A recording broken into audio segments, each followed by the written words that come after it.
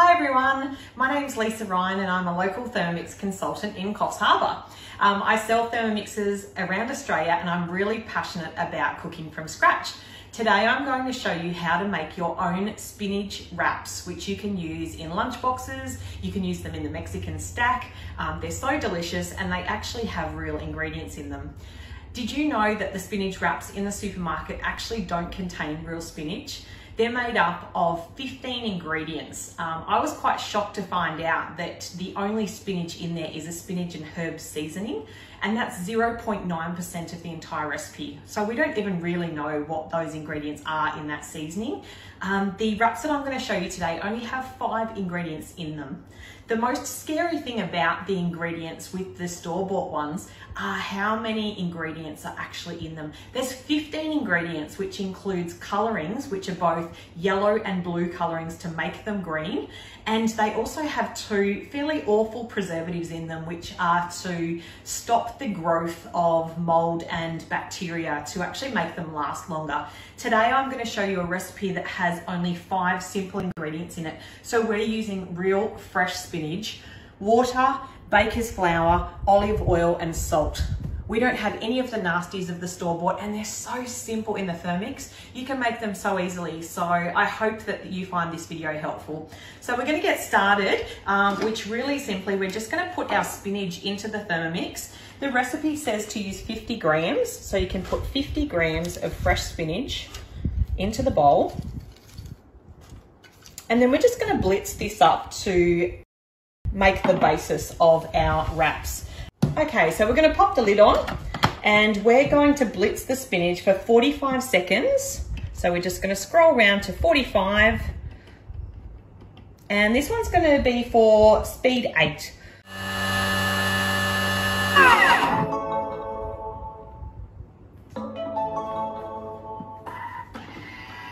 Okay, so that's finished with the spinach now. So I'm just going to show you what that looks like at this point. So I'm just going to scrape down the sides of the bowl. Okay, and all we do now is just proceed with the rest of the ingredients to this recipe. Everything goes into the bowl now. So we're going to put 170 mils of water. I've weighed everything out today, but if you're cooking this recipe manually, on your screen, you'll just swipe to the left and you can just go to the scales there and you can weigh everything as you go. But just to make sure that this video isn't too long for you, I've pre-weighed everything. So we're going to put 170 mils of water into the bowl. We're going to put 440 grams of baker's flour into the bowl. I've got 1 teaspoon of salt and 40 mils of olive oil. Okay, so now that everything's in the bowl, we're just going to pop the lid back on. And we're just going to blitz this on speed 6 to combine. So I'm just going to put it for about 20 seconds. Speed 6.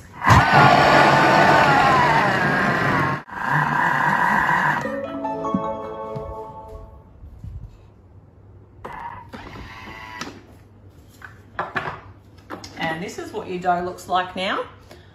I'm going to sprinkle a tiny bit more flour in there because we don't want it too wet. So we'll only need the smallest amount and then we're going to pop it onto the dough function.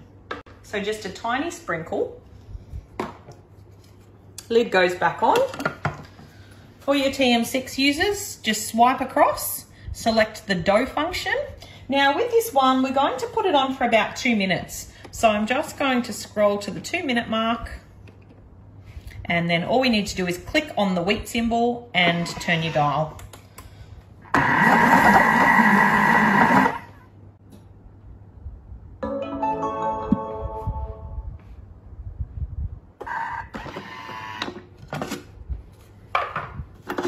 Perfect. Look how easy that was. So this dough will be slightly wet. That is normal, but I'm just going to make sure I put plenty of flour on my dough mat so that it doesn't stick. So I'm just going to transfer it through to my Thermomat now. The Thermomats are available through the mix shop.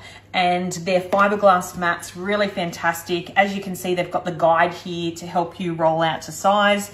I use these mats for my pizza, my scrolls, my bread dough, pastry that I do, or anything like this with the wraps.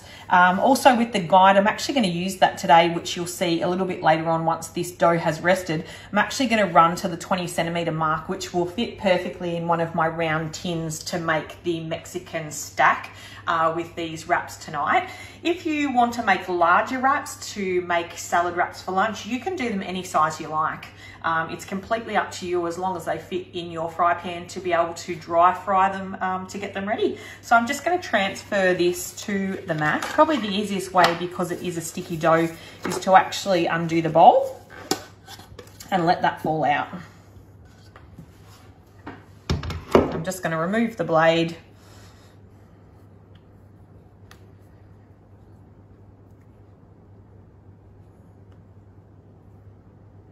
Tiny bit more flour on that one.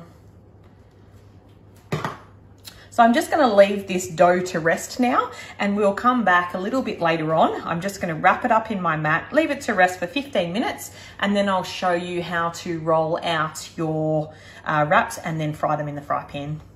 Okay, so our dough has been resting for 15 minutes now, so I'm just going to open up my Thermomat. That looks amazing. Look how light and fluffy that dough is. It just is beautiful. So I'm just going to add a little bit more flour just so that it doesn't stick. Remember, this is quite a sticky dough compared to the other doughs that you'll use for bread making or for pizza. It's quite soft and yeah, a little bit more sticky. So the recipe suggests to divide this between about 8 to 10 pieces. So I'm just going to use my spatula. Just remember on your Thermomat not to use knives on here. You will cut the fiberglass and it will damage your mat. So it's just a good idea to use the spatula that came with your Thermomix, and you can just divide it in. So if we just cut it in half, and then if I just go for just rough pieces, because I'm going to know based on size, using my size chart on here, how big I'm going to do each of them. As I said earlier, I'm aiming for about the 20 centimeter mark today, because I am going to use these to actually make the Mexican stack later on tonight. I'm actually going to use the spinach wraps for that instead of plain wraps, which is going to be delicious. So I'm going to make them about 20 centimeters in diameter so that they're going to fit nicely in one of the cake pans. So I get that nice height with my Mexican stack. I'm just going to add a tiny bit more flour now.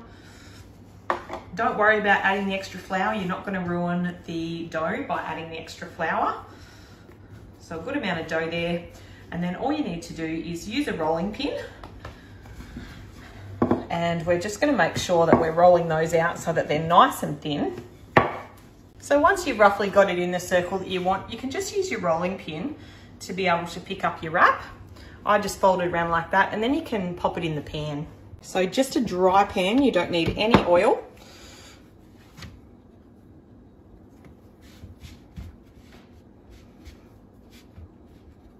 And we're just going to do about a minute on each side over medium heat. Okay, so there you have it. I've put all of my wraps into a dry fry pan.